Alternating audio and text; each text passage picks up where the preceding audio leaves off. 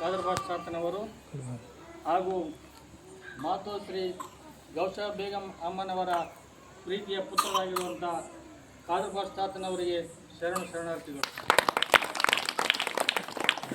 ಈ ದಿನದ ವಿಶೇಷತೆ ಏನಪ್ಪ ಅಂತಂದರೆ 16ನೇ ವರ್ಷದ ಹುಟ್ಟುಹಬ್ಬದ ನಿಮಿತ್ತವಾಗಿ ಎಲ್ಲ ಭಕ್ತಾದಿಗಳು ಹಾಗೂ ತಾಯಂದಿರು, ಪರಮ ಪೂಜ್ಯರು ಎಲ್ಲರೂ ಸೇರಿ ಪೂಜ್ಯರಿಗೆ ಸನ್ಮಾನ ಕಾರ್ಯಕ್ರಮ ಇರ್ತದೆ.